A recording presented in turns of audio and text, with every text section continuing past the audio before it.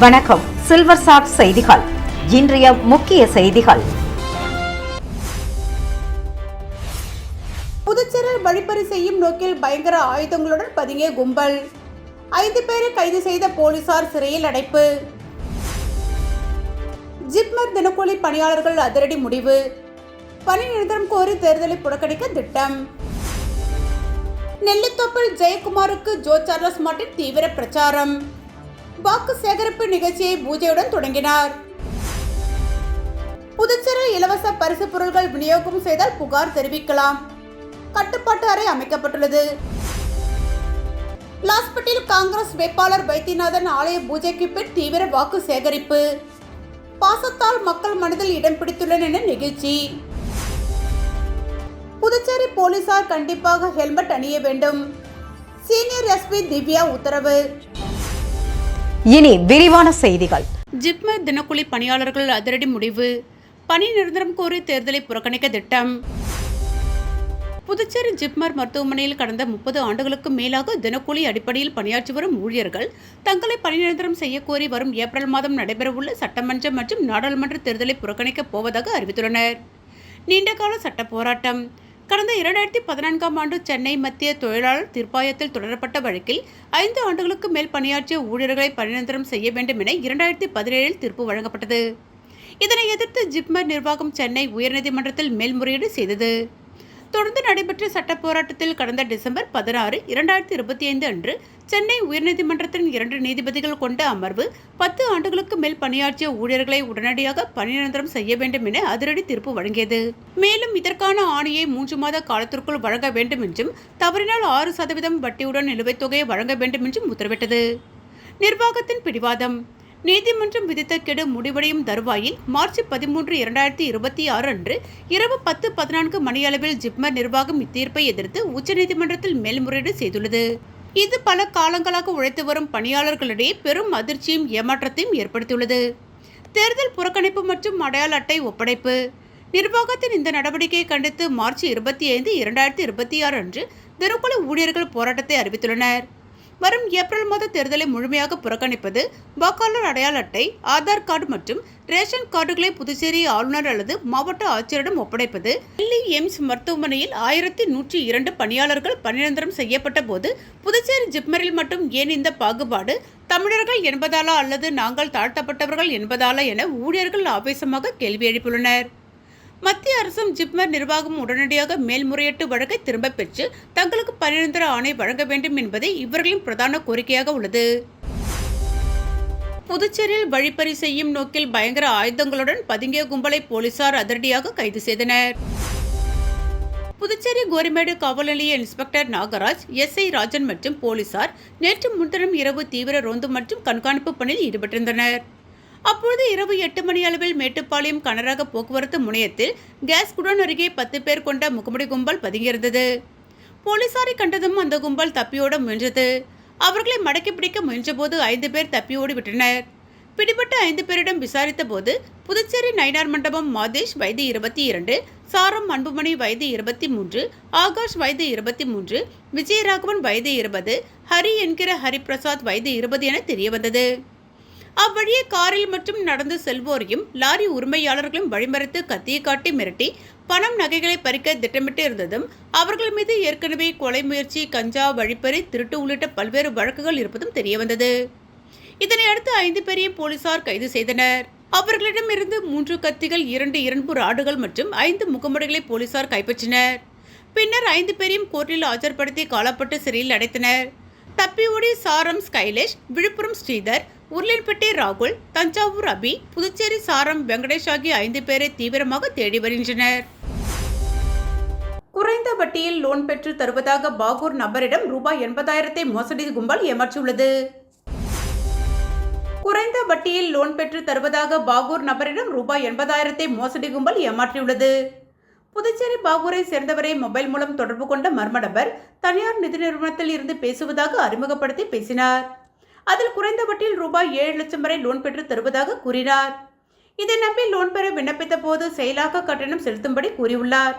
இதையடுத்து பல்வேறு தவணைகளாக மர்ம நபருக்கு ரூபாய் 80,281 செலுத்தியுள்ளார். ஆனால் அதன் பின் மர்ம நபரை தொடர்பு கொள்ள முடியவில்லை.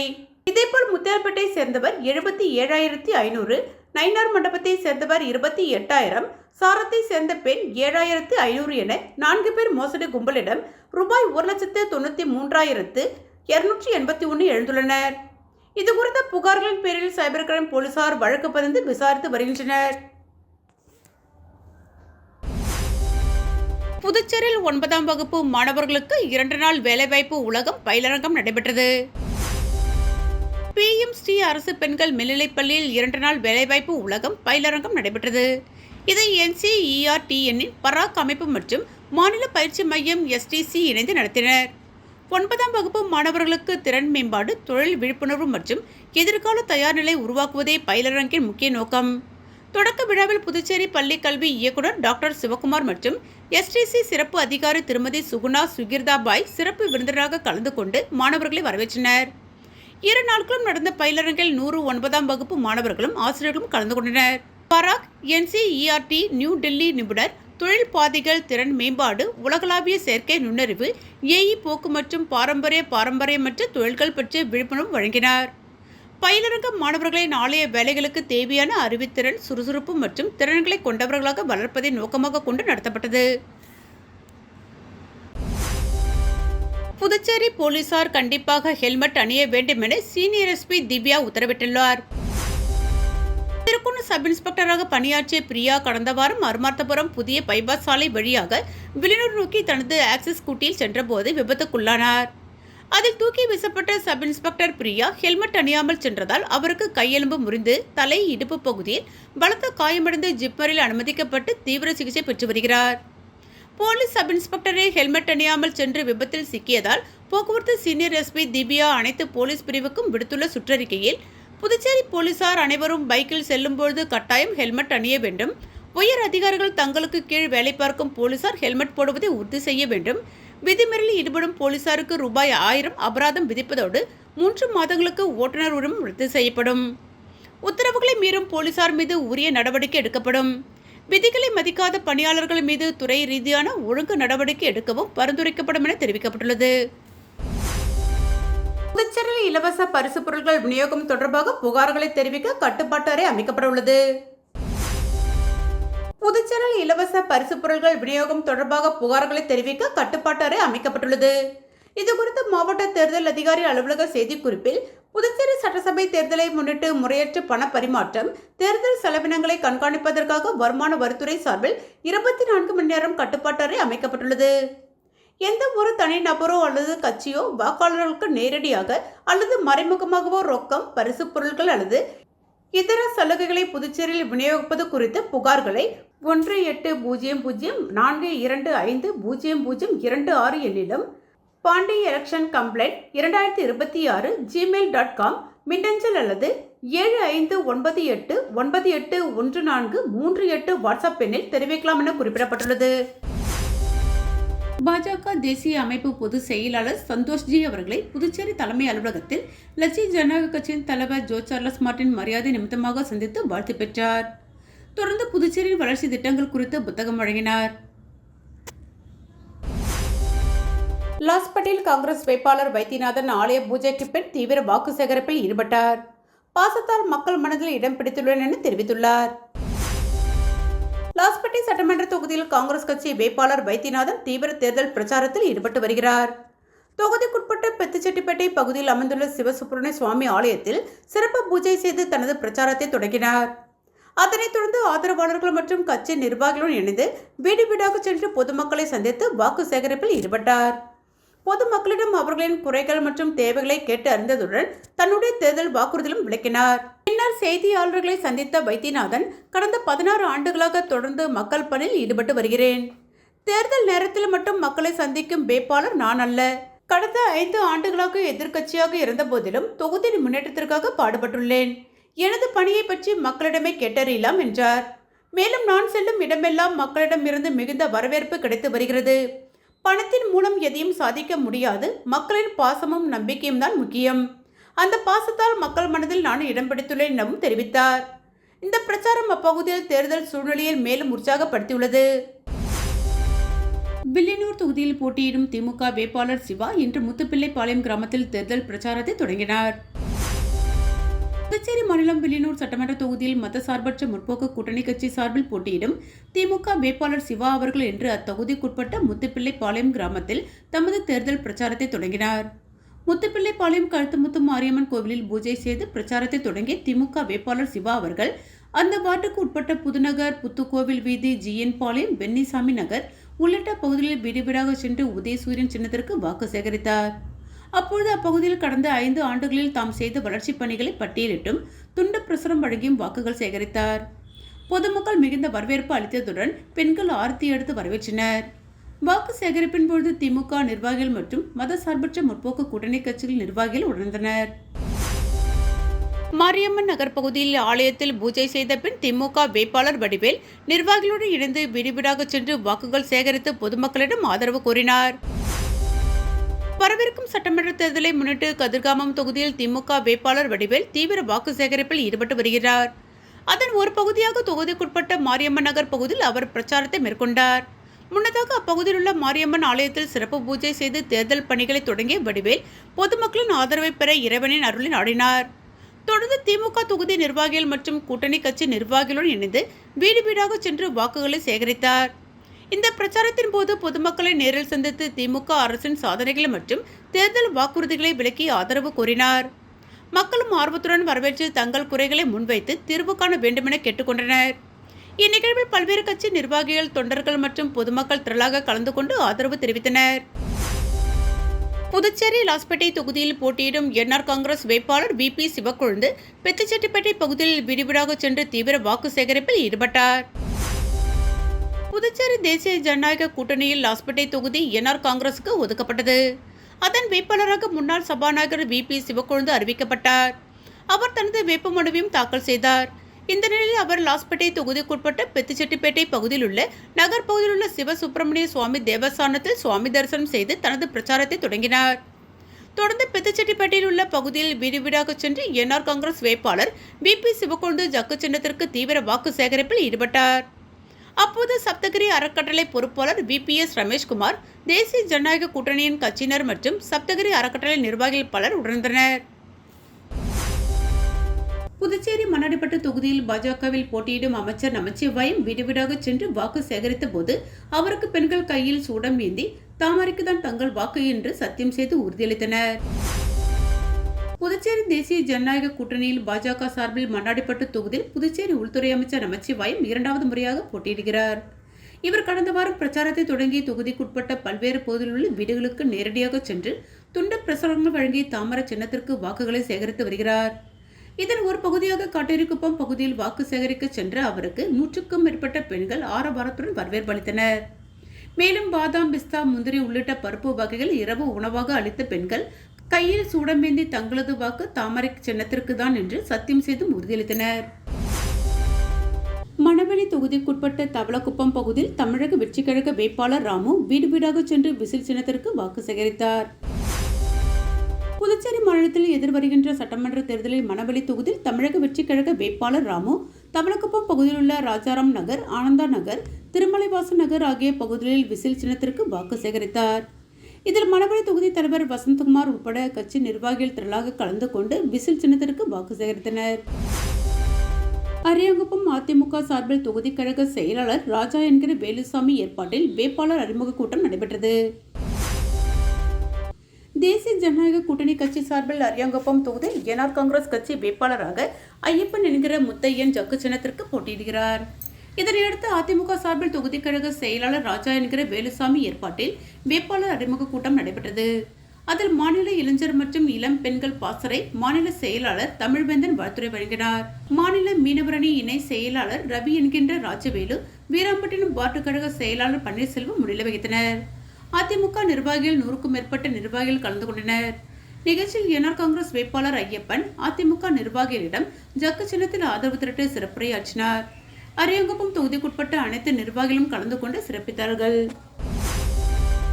நெல்லித்தோப்பு தொகுதியில் LJK வேட்பாளர் ஜெயக்குமாரை ஆதரித்து ஜோ சார்லஸ் மார்ட்டின் தீவிர பிரச்சாரம் மேற்கொண்டார். நெல்லித்தோப்பு தொகுதியில் லட்சிய ஜனநாயக கட்சியின் வேட்பாளர் ஜெயக்குமாருக்கு அக்கட்சியின் தலைவர் ஜோ சார்லஸ் மார்ட்டின் தீவிர வாக்கு சேகரிப்பில் ஈடுபட்டார். முன்னதாக காமராஜ் பிள்ளைத்தோட்டம் பகுதியில் அமைந்துள்ள ஸ்ரீ ஆனந்தமுத்து மாரியம்மன் தேவஸ்தானம் ஆலயத்தில் சிறப்பு பூஜை செய்து தனது தேர்தல் பிரச்சாரத்தை துவக்கி வைத்தார். அதனைத் தொடர்ந்து அப்பகுதி மக்களை சந்தித்து வாக்கு சேகரித்த அவர் லட்சிய ஜனநாயக கட்சியின் சின்னமான தர்பூசணி சின்னத்திற்கு வாக்களிக்குமாறு கேட்டுக்கொண்டார். அப்பொழுது மகளிர்கள் தலைவர் ஜோ சார்லஸ் மார்டினுக்கு ஆரத்தி எடுத்து வரவேற்றனர். நெல்லித்தோப்பில் திமுக வேட்பாளர் கார்த்திகேயன் தீவிர வாக்கு சேகரிப்பில் ஈடுபட்டார். நெல்லித்தோப்பு சட்டமன்ற தொகுதியில் திமுக வேட்பாளர் கார்த்திகேயன் உதயசூரியன் சின்னத்திற்கு தீவிரமாக வாக்கு சேகரிப்பில் ஈடுபட்டார். தொகுதிக்குட்பட்ட நவீனா கார்டன் மற்றும் அதனை சுற்றியுள்ள பகுதியில் வீடு வீடாக சென்று பொதுமக்களை சந்தித்து ஆதரவு கோரினார். இந்த வாக்கு சேகரிப்பின் போது திமுக மாநில நிர்வாகிகள் மற்றும் தொகுதி நிர்வாகிகளுடன் கலந்து கொண்டு பிரச்சாரத்தை உற்சாகமாக முன்னெடுத்தனர். கட்சி ஆதரவாளர்கள் மற்றும் தொண்டர்கள் அதிக அளவில் பங்கேற்று வேட்பாளருக்கு ஆதரவு திரட்டும் பணியில் ஈடுபட்டனர். மேலும் பொதுமக்களிடம் திமுக ஆட்சியின் சாதனைகள் மற்றும் எதிர்கால திட்டங்கள் குறித்து விளக்கமளிக்கப்பட்டது. இதனால் அப்பகுதியில் தேர்தல் பரப்புரை சூடுபிடித்துள்ளது. அரியாங்குப்பம் சுப்பையா நகர் பகுதியில் உள்ள அருள்மிகு ஸ்ரீ பாலமுருகன் ஆலயத்தில் 24ஆம் ஆண்டு பங்குனி உத்திர காவடி திருவிழா கொடியேற்றத்துடன் தொடங்கியது. அரியாங்குப்பம் சுப்பையா நகரில் எழுந்தருளுள்ள அருள்மிகு ஸ்ரீ பாலமுருகன் ஆலயத்தில் 24ஆம் ஆண்டு பங்குனி உத்திர காவடி திருவிழா நேற்று தொடங்கியது. இதனையொட்டி ஸ்ரீ பாலமுருகனுக்கு சிறப்பு அபிஷேகம் செய்து மலர்களால் அலங்கரிக்கப்பட்டு மகா தீபாரதனை காண்பிக்கப்பட்டது. அதனைத் தொடர்ந்து 12 மணியளவில் பால்சாகை வார்த்தல், இரவு 7 மணியளவில் சன்னதியின் எதிரில் உள்ள கொடிமரத்திற்கு கொடியேற்றப்பட்டு காப்பு கட்டுதல் மற்றும் தீபாரதனை பிரசாதம் வழங்குதல் நடைபெற்றது. இந்த நிகழ்ச்சியில் அப்பகுதியில் உள்ள பக்த கோடிகள் மற்றும் ஊர் பொதுமக்கள் திரளாக கலந்து கொண்டு சாமி தரிசனம் செய்தனர். புதுச்சேரி பாவான நகரில் அமைந்துள்ள ஸ்ரீ ஜலகண்ட முத்து மாரியம்மன் திருக்கோவில் ஸ்ரீ ஜலகண்ட தர்மசாஸ்தா ஆலயத்தில் நடைபெற்ற மகா கும்பாபிஷேக விழாவில் திரளான பக்தர்கள் பலர் கலந்து கொண்டு சுவாமி தரிசனம் செய்தனர். புதுச்சேரி ரெட்டியார்பாளையம் தொகுதிக்குட்பட்ட பாவான நகர் பகுதியில் அமைந்துள்ள அருள்மிகு ஸ்ரீ ஜலகண்ட முத்து மாரியம்மன் திருக்கோவில் ஸ்ரீ ஜலகண்ட தர்மசாஸ்தா ஆலயத்தில் மகா கும்பாபிஷேக விழா இன்று நடைபெற்றது. முன்னதாக முதல் கால யாக பூஜை, 2ஆம் கால யாக பூஜை, 3ஆம் கால யாக பூஜை, 4ஆம் கால யாக பூஜைகள் நடைபெற்றது. தொடர்ந்து கடம் புறப்பாடு நடைபெற்று கும்பாபிஷேக விழா வெகு விமர்சையாக நடைபெற்றது. தொடர்ந்து சுவாமிக்கு மகா தீபாரதனை காட்டப்பட்டது. இதில் உழவர்கரை தொகுதி சட்டமன்ற உறுப்பினர் சிவசங்கர் உள்ளிட்ட திரளான பக்தர்கள் பலர் கலந்து கொண்டு சுவாமி தரிசனம் செய்தனர். இதற்கான ஏற்பாடுகளை ஆலய அறங்காவல் குழு நிர்வாகிகள் சிறப்பாக செய்திருந்தனர். பிள்ளையார்குப்பம் அருள்மிகு ஸ்ரீ கூத்தாண்டவர் கோவிலில் நடைபெற்ற மண்டல பூஜை விழாவில் திரளான பக்தர்கள் கலந்து கொண்டு சுவாமி தரிசனம் செய்தனர். புதுச்சேரி மாநிலத்தில் மிகவும் பிரசித்தி பெற்ற பரிகார ஸ்தலமாக விளங்கும் பிள்ளையார்குப்பம் அருள்மிகு ஸ்ரீ கூத்தாண்டவர் திருக்கோவிலில் கும்பாபிஷேக விழா மார்ச் 8ஆம் தேதி வெகு சிறப்பான முறையில் நடைபெற்றது. இதனைத் தொடர்ந்து மண்டல பூஜை விழா ஒவ்வொரு நாளும் உபயதாரர்கள் ஏற்பாட்டில் வெகு சிறப்பான முறையில் நடைபெற்று வருகிறது. நேற்று நடைபெற்ற மண்டல பூஜை விழாவானது முரளி பட்டாச்சாரிய தலைமையில் நடைபெற்றது.